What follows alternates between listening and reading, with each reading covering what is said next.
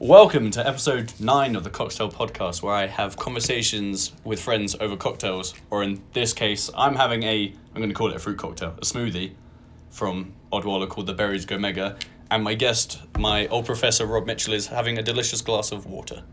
CSU's very own. Old professor. You're not... Former professor? I mean...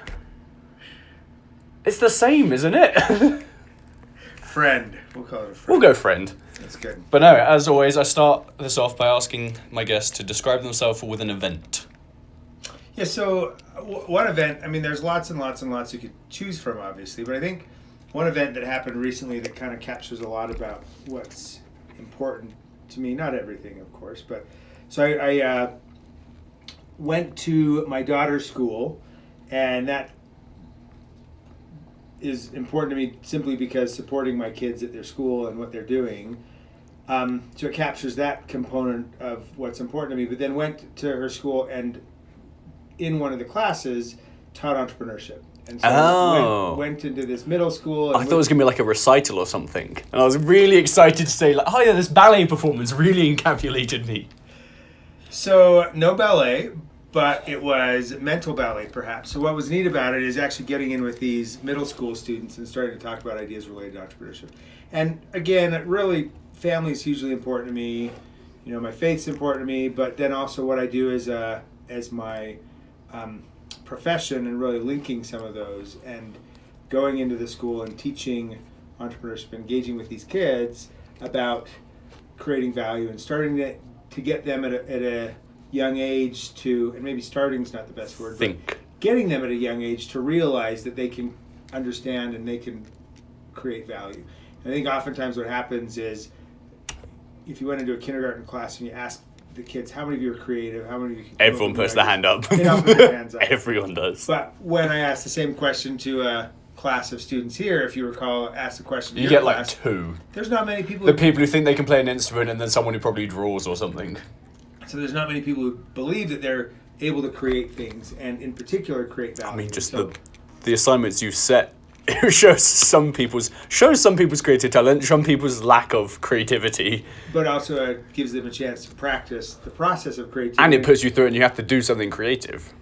And realize, and so that's a that big you piece can of it, do that something, you can yeah. do it. And so it's partly building this creative efficacy and then linking that to the value component to say that it's really about understanding your own role in creating value and that it's not exogenous outside forces, but it's really part of what you can do and who you can be to create that value. And so it was really fun to go into the school. We did it for a couple of different classes there and engage with these students on ideas and just get them Did you get started any you could down steal? the path.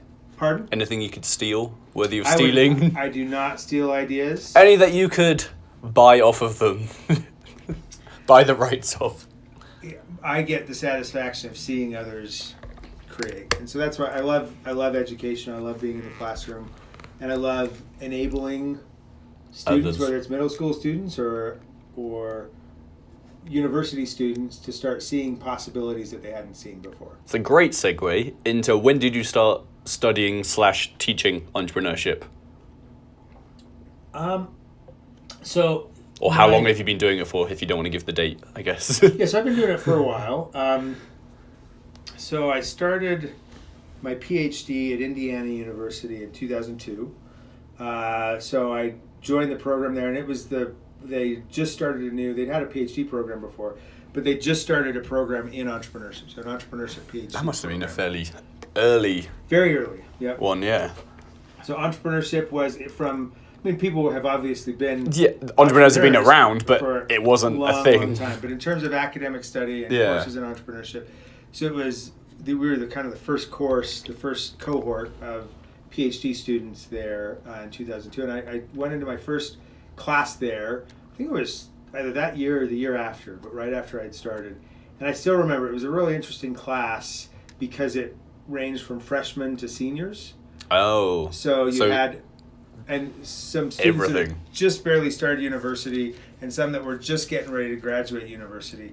And I remember we were talking about something in terms of the value of the opportunity and kind of thinking about per unit margins and having a conversation about some basic financial terms, and one of these students, who was one of the freshmen, raised their hand and when I called on him, said, I'm really confused. Why are we talking about butter?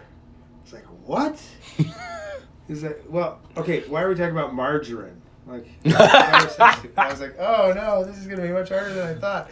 But, so it was very interesting to try to approach that group that just had such different backgrounds. So that these seniors in business just kind of rolled their eyes.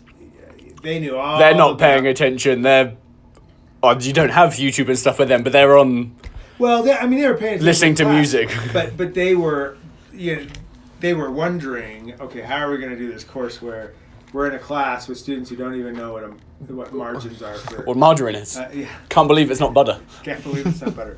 And so that wasn't even existing. I don't this think. notion of profit margin and understanding that. And so what that led me to do was start trying to approach my teaching in a way that would be very different and unique, so that everybody's on a level playing field. And part of that is where that focus on creativity really came in. And so I've really been in the classroom teaching. So you kind of started teaching it when you started studying it, basically. Yeah, I'd studied it before then. Like, I'd had classes. As entrepreneurship, or just as everything that you brought into entrepreneurship? I'd taken courses in entrepreneurship before, as part of my undergrad, and so I was interested in this space. My program in my undergrad was a integrated studies degree.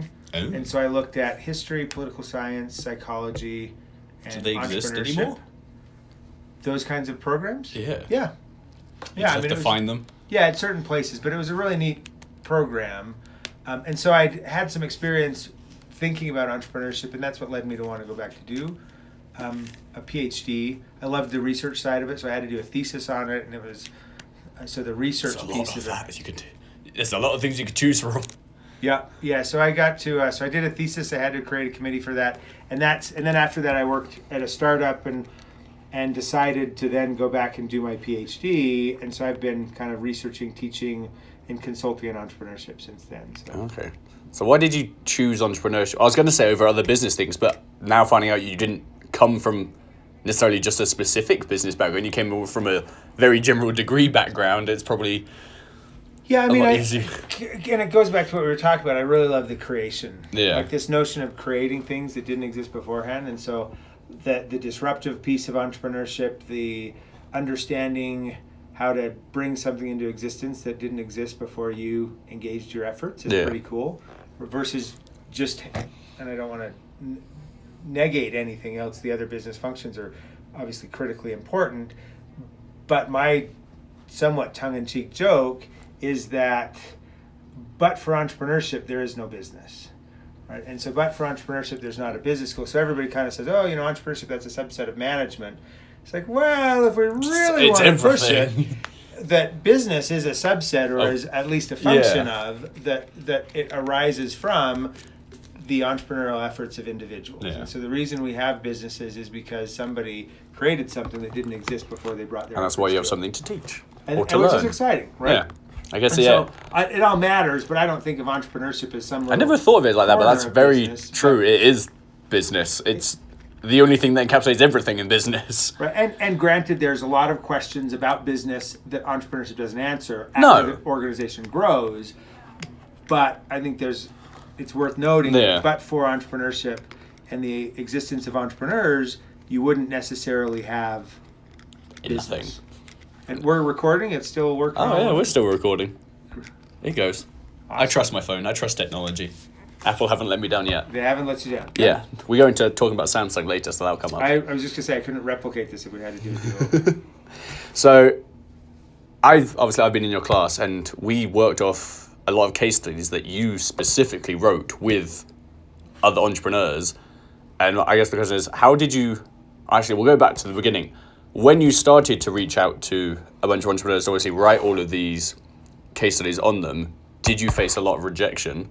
No, not at all. I mean, the interesting thing about entrepreneurs is one of the reasons they do what they do is because they're passionate about making a difference and creating things. and they want to make a difference. They want to have an impact. And so when you talk about, hey, here's an opportunity to have an impact with students and to share your story, one, it validates the value that they've created, and then two, it represents an opportunity for them to create more value in the lives of other individuals who may become entrepreneurs down the road, and or may decide not to, and then even that could be valuable. And so I think that's, to me, one thing that I really like is you've got all of these entrepreneurs who really want to give back, really want to make a difference, really want to help. And oftentimes that's what's leading them to engage in entrepreneurship in the first place, is they say, hey, wait a second, I could make a difference with something, I'm going to do something about it. And so in terms of actually engaging with entrepreneurs, my experience is most entrepreneurs want to do something. I mean, usually the biggest challenge, so the question of rejection, the only time that ever plays in that I can think of is when they're just too busy. And so that's the other piece of entrepreneurship, is it's the jack of all trades theory, where they're having to do, the Jack and Jill of all trades, where they're having to do everything, and as a result, they may not have time to always engage in a conversation with students, or help as a judge, or come be a mentor, or whatever it might be. But my experience has been that very open to engaging in a conversation. So how do you find them? Sounds like an odd question. Like, for the cases? How do you just read business stories in your local area for that? Because obviously you brought in someone who I worked with or volunteered with, and he's a local entrepreneur, and I was like, there is stuff written about him, but unless you go searching for them, you might not necessarily find them.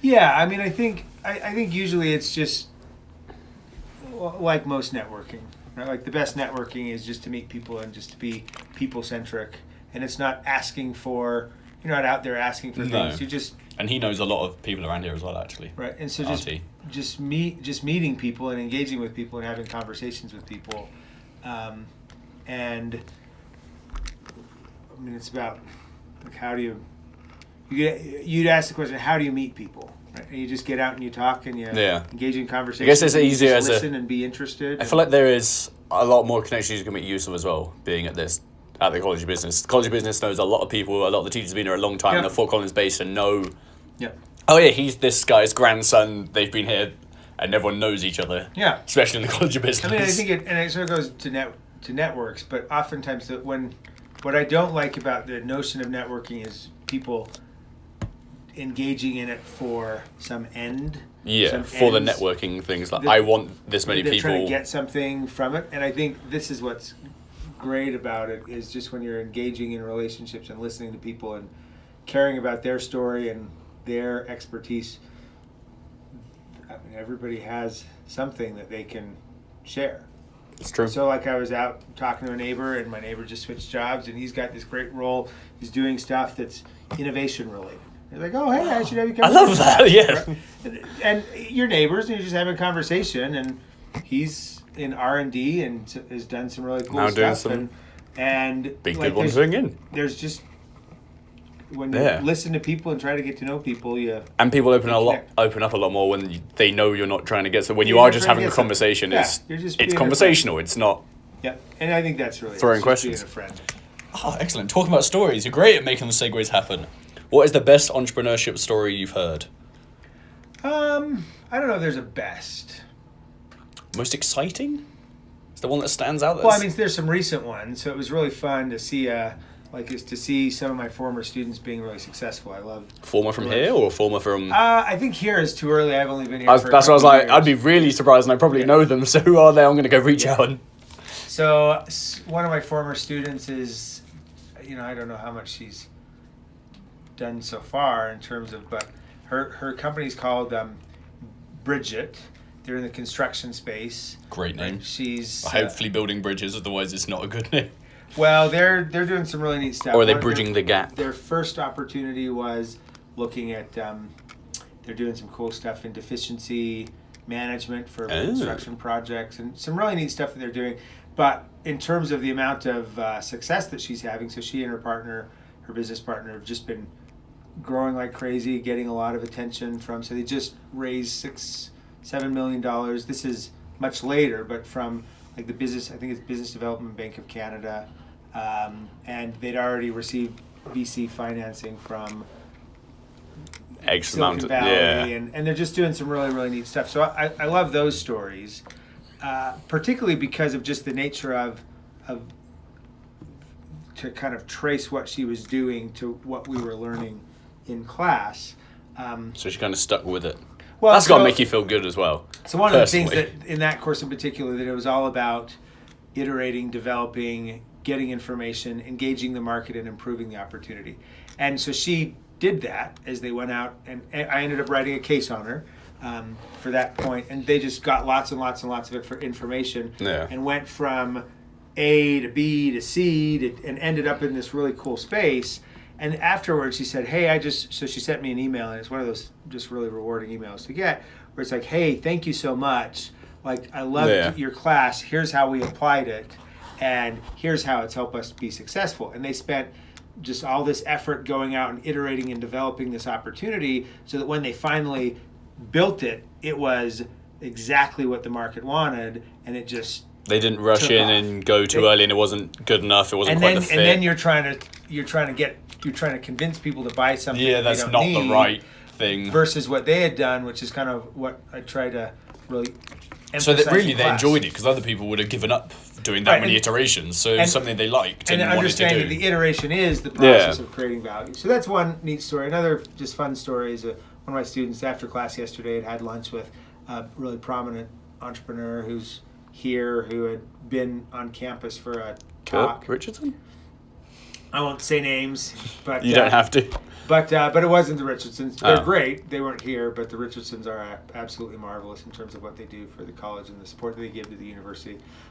But anyway, so to have him say in that he said in this lunch, he's like, yeah, like I was just sitting there and I felt really smart because of all the stuff that we're talking about. That is a good story. And that's what's great, is that's exactly what we're doing, is that it's all about learning things and applying them. And that's what all of us are doing, right? We learn things, and then when we go out and apply it, we can feel really smart about the value that we're adding. And he is. Like, I listened to him in class, and it's just a delight to hear what he's talking about, and a delight to hear these kind of stories, and a delight to hear how he's connected with somebody and how they have this connection based on what we're doing in the classroom. Yeah. Because what drives me crazy is when people say, oh, there's what we do in the classroom, this academic exercise, and then there's the real world. And it's like, no, they're the same. Should Like, be, at least. There's theory and there's practice, and everybody says, well, I'm focusing on practice, not theory. Well, every practice has a theory, whether you've made it explicit or not, whether you've actually, why you're doing it or very not. true. And so being able to be explicit about it allows you to then make some choices about it. And so to have him have had this really cool lunch that he got to go to and just kind of say, hey, that's like what we're talking about in class. Hey, that's like what we're talking about in class. Hey, that's like what we're talking about in class.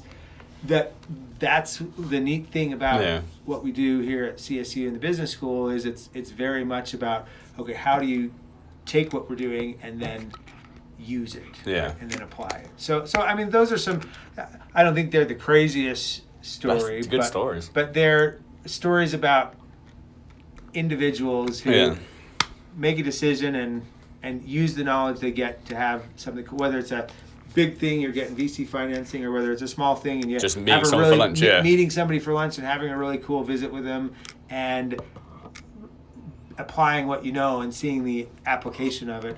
Like, both of those, I think, encapsulate what we try to do here at CSU. So, Do you have any good entrepreneurship stories of your own? in terms of, Anything.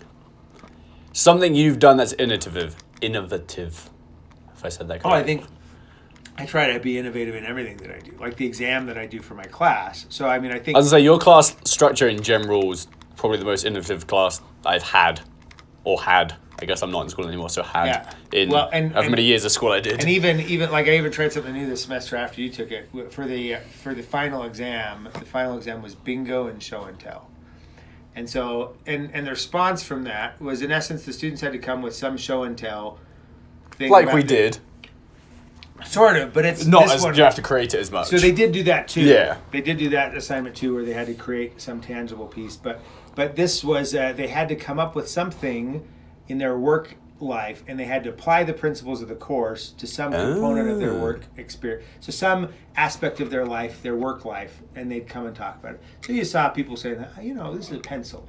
You'd have some people bringing like cool stuff that they've made, or you'd have somebody talking about the job. I mean, there was all kinds of cool stuff. Actually showing that they've learned something, rather than remembering words. And it was all about applying it. Yeah. And then the other component that really does apply it. The other component was before class. It was kind of a take-home exam. Before the exam, they'd have to fill out a bingo sheet with the principles of the course that they thought that people would be most likely to share. And so then as they're listening... And then they thought others would share, and you would tick yours own off. And then they would tick theirs own off. And whoever got bingo. So they'd have to think about everything that we talked about and what other people are most likely to share. And that's a great way to do it. And students at first... I want to play now. Right. And so students, the response was, at first I told them about this exam, and they thought, what are we doing? Afterwards they said, I've never learned so much on an exam ever. Right? Because they really had to internalize and think. So we had for Gideon for our capstone, when he makes us write the multiple choice questions. That's our homework for that semester, is every week we have to write multiple choice questions about the reading. And you don't think about, I remember this, you're like, okay, so what's actually a good question of that? What's worth taking home out of it? And so it's about internalizing. So that's one, that's kind of applying. I'll accept that's a great answer. The principles to. Can I come back to just do that? I won't know what's gone in the class, but I'll write something down that'll be valid. It's a lot of fun, and I'd give prizes for the ones who get bingo first, right? And there's a little component of the grading for how accurate you are in terms of predicting. Yeah, you have to do something, and you're still a teacher, and you still have to give grades. Exam, but right? You have to give the grades. What did other teachers say? Do they know that you did this? Yes, I haven't talked to many people about it, but I mean, the ones that I have, they're like, oh, that's kind of interesting, and it's like in creativity, innovation, and value creation. So I feel like that's how students are like, oh, this could be interesting, and they're still thinking, oh, this sounds easy, and then they come and take part, and they're like, okay, actually, I learned more than I have done for everything. And for my purpose of it is learning. Yeah, it's not grading, and so my purpose in being in the classroom is actually enabling learning and application. I've probably said this in your class, but I'd much rather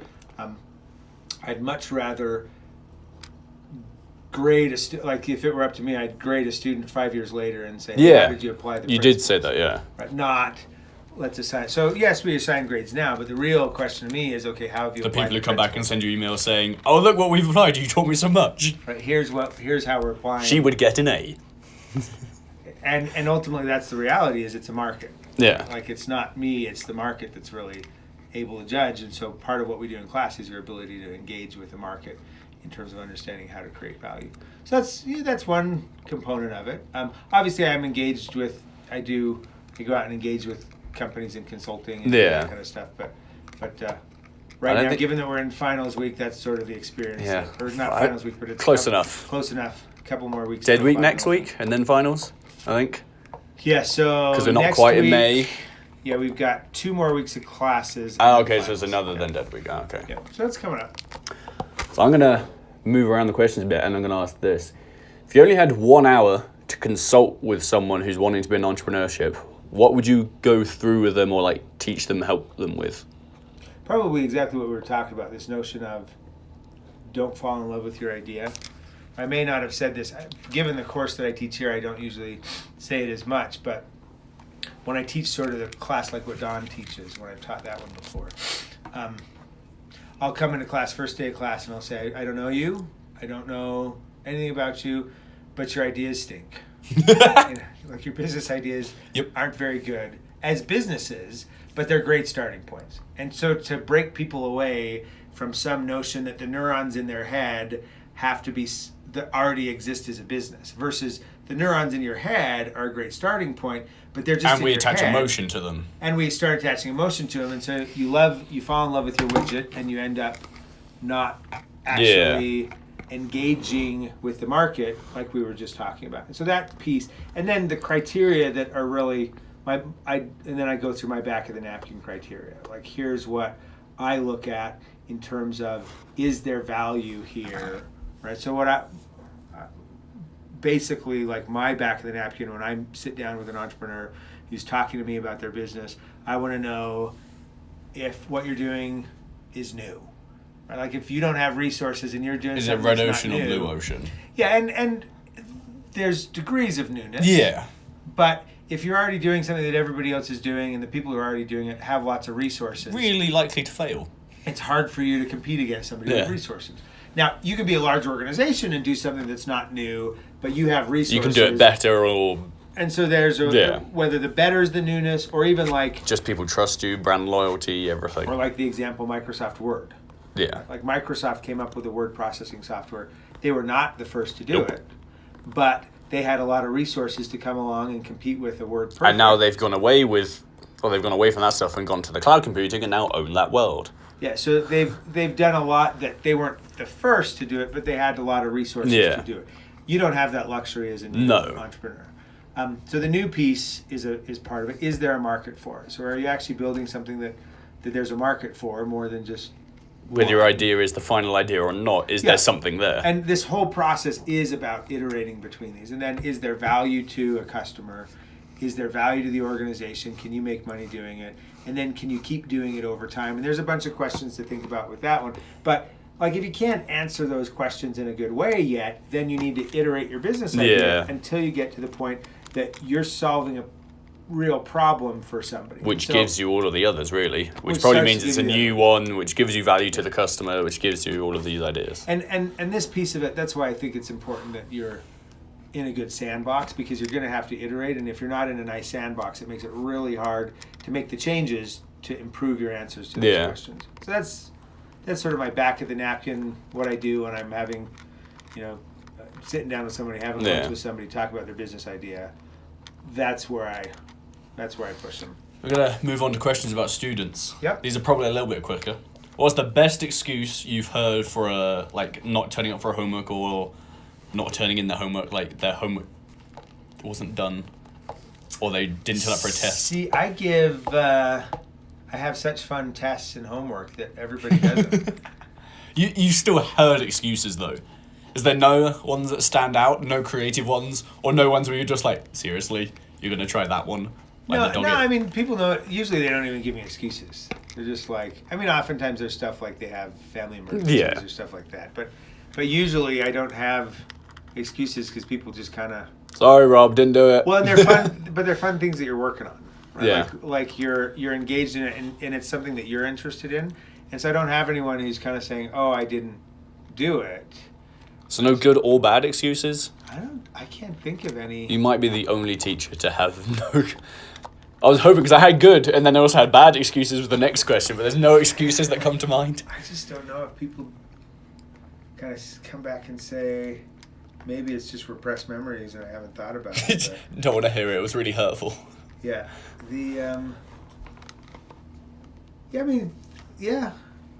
None? Not much. Usually it's just sort of, there's just like the everyday life stuff happening. Yeah. And the way that I structure my class is such that, you drop 2 quizzes, you can drop 2, pick your 2 to drop. Yeah. If you don't, but with the homework piece, everybody usually gets their stuff, other than family emergencies. Yeah, that's it. Other than that, I don't really know. Okay. Yeah, I don't have much for you there. That's fair fair enough. You get when you have fun assignments. There you go. Like If you want to take a class where you can not complain about homework, take Rob's class. What is the most annoying thing students do in class? Or the thing that annoys you most? I think one of the challenges is when students are asking me questions that I've just answered. Oh, that's annoying as a student. Like you just talked about it, and you're like, I just talked about it. I hated that when people ask those questions. Or asking a question about a syllabus where it's right there, and you just have to go read it. Like it's just sort of. Does it annoy you when they ask stuff that you're about to answer? Like if they waited 5 minutes, they would have their answer. No, that just keeps me on task. Keeps me quick. Because I hate that all the time now. If I've seen a film and my family hasn't, they're like, oh, does this end up happening? I'm just like, just watch. And literally 30 seconds later, their question's answered. I'm like, you could have just sat there in silence and listened. I don't mind that too much because it just gives me some good segues between it. But I think it's when there's answers that they should know that they don't. Or then the question of, is this going to be on the exam? Like where it's that just about a grade. should be annoying. And because I don't educate for a grade, I educate for the learning. Like I don't care about exams. Students oftentimes think that somehow I'm judging their quality as a human being based on the grade they get in the course. And I don't care if you don't do well in the No, you course. can kind of understand where it's coming from as a student, because we're all told is grades will get you there. But at some point, you just got to be like, do your best, you're going to get the best grade you can get. Like, yeah, and if you choose not to, then great. That's your strategy and that's your choice. And if you're choosing to go skiing instead of do homework, that's your strategy. Great. I still hope you're learning something. Yeah. What do you wish you could do differently as a teacher that might be like frowned upon currently? Because I put drinking class, which obviously you don't drink, but like more freedom and like how you can teach or give exams, or I just said locations of classes. Well, funny enough, we just had class outside on Tuesday. Outside, or like outside. Because we went to the artery and it was nice weather. you The just students decided said, to hey, go. can we go outside? And I said, oh yeah, today would work. So we just went out in the grass and sat and had class in a circle on the grass. So there's a lot I can do. I was like, in college, I feel like there's a lot more than a lot of other teachers. But you're also, as I said, you're more friends with people at this age because they do come to you with business ideas and stuff. So I didn't know if there was anything that you really wish you could do. I think if I could not grade and just have it be about the learning, or like if there was a way to not. Or it wasn't like necessarily letters, like you could say, you've got potential, like work on this. Whereas realistically, they could come out of an exam with like a C, but you're like, actually, no, I really like to keep working. Like you could grade them on almost that so rather I think that piece of it, like the grading piece is a bit, it's needed and it's necessary. There's an incentive structure there, so I get all that. But I think if there was a way to just have students not worried about grades and just be engaged in the learning, and then just have it focused on the learning and not about the grade that we're getting, I think that would actually give them more freedom. Now the challenge is there's a misalignment of incentives, right? So that's a pipe dream. But I think those need to change. I think how education is based entirely needs to change its focus, really. But I don't know where you take it to, and I think that's the point of it, why it hasn't changed. No one's come up with an alternative that is viable at all. But and the other challenge is you don't know what you don't know. Yeah. And because students don't know they don't know things, they come to learn them, and oftentimes saying, well, this is going to be valuable for you. If they don't know that they didn't know it, they may not see the value of it yet. And so you only start seeing the value after you've learned it, but to have the motivation to do the learning, that's where the grades come in. And so I get that, but it'd be great if you were in a situation where people were just there saying, where the student said, I'm here, I know that there's stuff I don't know, and I just want you to teach me. And in some sense, that goes back to the very foundations of how universities were. It was very much an apprentice system, and you just had these students following around professors trying to glean the information that they can, and it was not about grading, it was about mastery, right? And even you look at the notion of apprenticeships, that this notion of mastery, it was just part of that. So, and if you look at the history of universities, it's just fascinating how they emerged and where they emerged. Or and they used to be different. So you used to have technical colleges, used to have community college. And now it's kind of, they all do the same. They all kind of move towards this massive conglomerate. And I'm even thinking, in 900, way back in the day when it was, you went to university to learn with Sherlock Holmes, like kind of thing. Like you went to be a detective learning the groundbreaking chemistry when someone realised that you can mix these components together. I mean, you're from the UK where some of those early universities started, right? So I don't really know much about them though.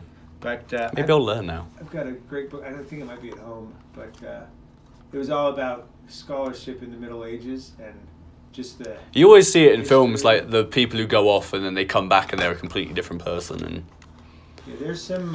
It's an interesting history when you look at the origin of university. Anyway, we're gonna go with one story of the week. We're gonna go with Boeing. Yep. And the general crisis at the moment of people don't like them and their planes are crashing. Very broad terms. If you didn't know, they've had 2 plane crashes from the same type of plane or whatever. What would you tell them if you were consulting for them, what they should do? Well, so part of that is crisis communication, not really my area, right? But, I mean, in some respects, it's managing the nature of the risk of the organization, and there's different kinds of industries with different levels of risk tolerance and really different ability to manage. But one thing that I talk about is for innovation to happen, you're managing two kinds of risk, and we would have talked about this in class. There's a great article that positions these two different kinds of risk in terms of a boat, right? There's risk, so sink the boat risk and miss the boat risk. And so the extent to which you plan, so the time you spend planning, reduces the sink the boat risk. Yeah. But the time you spend planning, if you keep planning, it actually reduces miss the boat for a little bit, but then it starts increasing after a period of time. And so in some senses, I think what's happening at Boeing is perhaps, although this may not be the case, so there's innovating, and then there's also just being lazy. And I don't know if what they were doing was they were really pushing the frontier, and so that they were they had some failures, and those failures are happening because they're really pushing ideas forward. And in that case, I'd say those are tragic failures. Yeah. What can you learn from them, and how can you improve? If these are failures that are just failures because they're getting lax in their routine operations because of someone tried to blame the defense secretary or something, or someone from the Pentagon, it's just like, we don't know on that level. Like, if they did put through things they weren't thought safe, like the whole of Volkswagen, that scandal, like that was them just like, oh, it's going to cost more to fix. We'll just pay. That's simply a greed. Yeah, and it could be down like, oh, we know there's a problem here, but the chance of them crashing, and now they've had to crash, and it's kind of like, oh, it might come out in 5 years.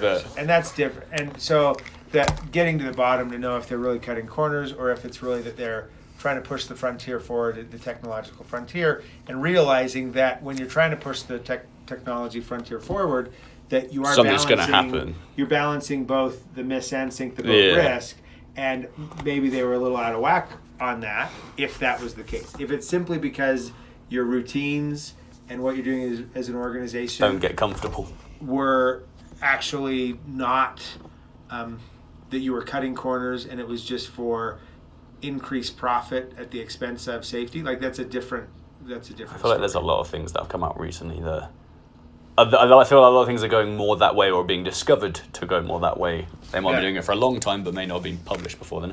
All right, we're on to the final quickfire questions. What is the most ridiculous thing you spend or waste money on? Waste money on? Now, I'm pretty fiscally... Eating out? Frugal? No. Then you cook at home a lot? No, I think maybe... Gadgets? Yeah. Like at Christmas, I bought a record player. That was kind of fun. I mean, it's a one-time splurge. Yeah, you might consider like it's... Yeah. You didn't need to spend the money, but I thought that's a nice thing to do it. I mean, because I teach entrepreneurship, it's all about sort of being in a position where you're bootstrapping and actually managing. So I actually approach the world in a very frugal way. So you're fairly tight on everything?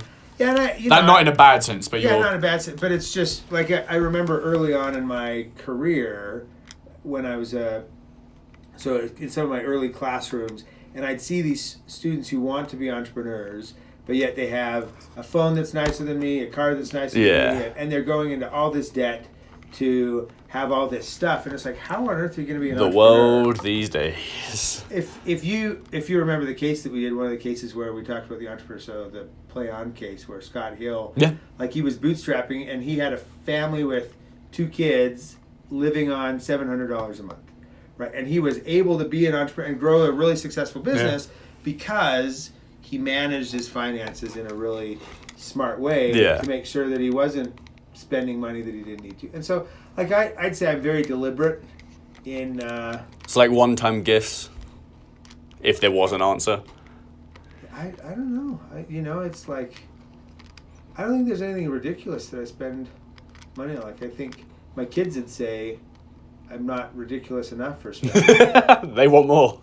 Yeah. Dad, we want to go on holiday. Dad, we want this. And we do fun stuff. For spring break, we went out to Utah to go skiing, so we do. But again, that you could have chosen a lot more expensive than that from here. Like, you could have gone Whistler, and it would be like, it's the same experience, but X amount more. So you were still, even when you are spending money, it's still...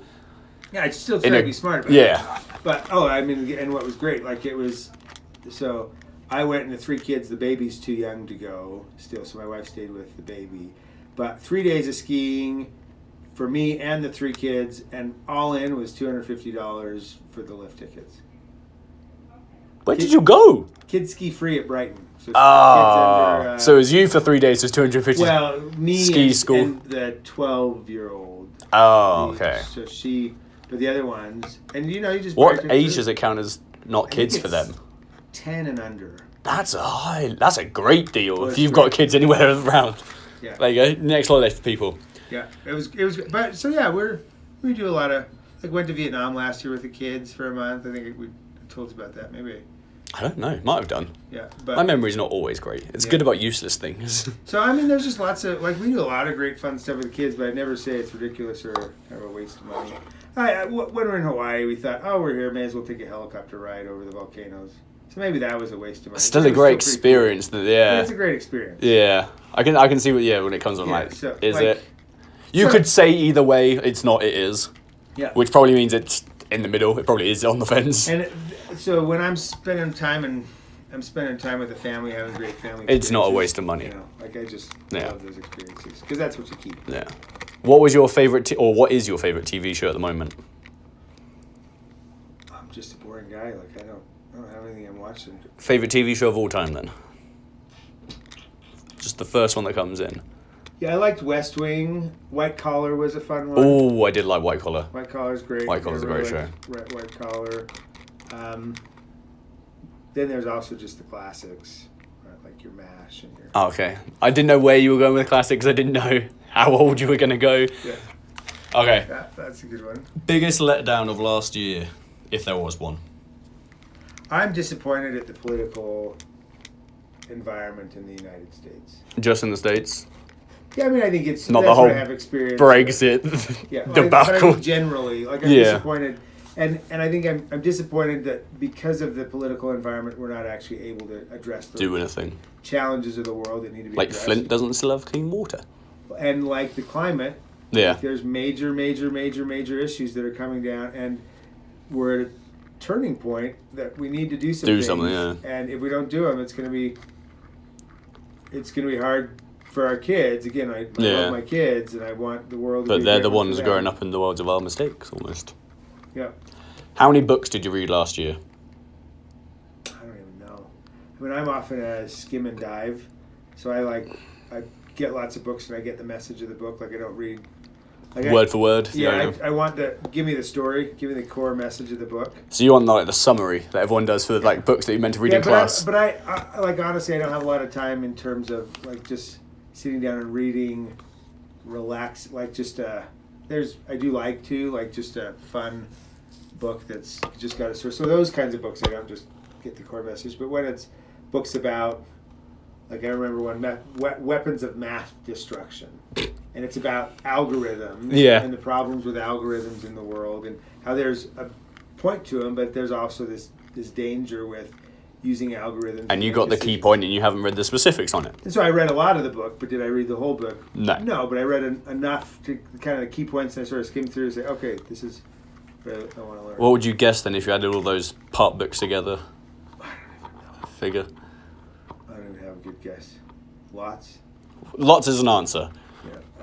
I do love to read. I do love to engage. I mean, you see my bookshelves. Yeah, they are full. But in terms of how many of these books have I read cover to cover, like, they're like resources and tools to use. Yeah. That's like asking. So you know where to go, but it might take you a while to find what you're looking for.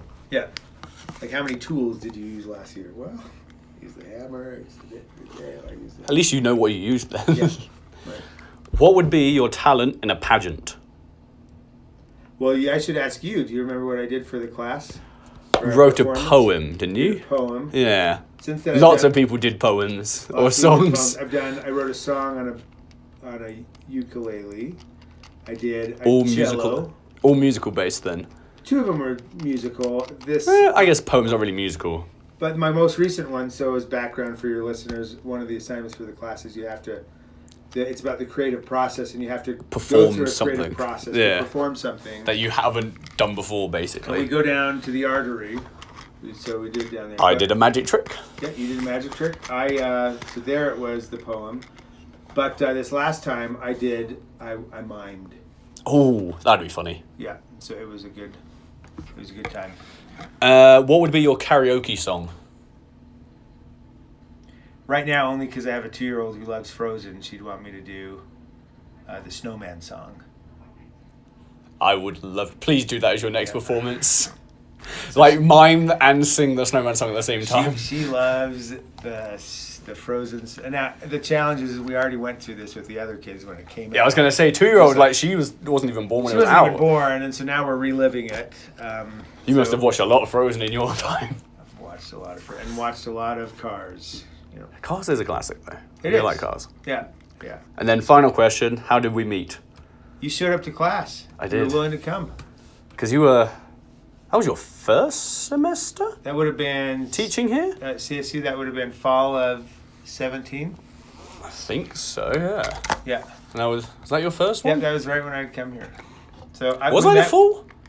I thought it was the spring. For my class, you would have been. Did you go to the artery? Yeah, we Yeah, were the we were first the one fall. to the artery because we were the ones who. Yeah, our final was different. Yep. Ah, excellent. Well, as always, if anyone enjoyed this, please feel free to share it around. If you know anyone who has a good story or would like to come on the podcast yourself, let me know. And if not, this is the end. Yep. Thanks, guys.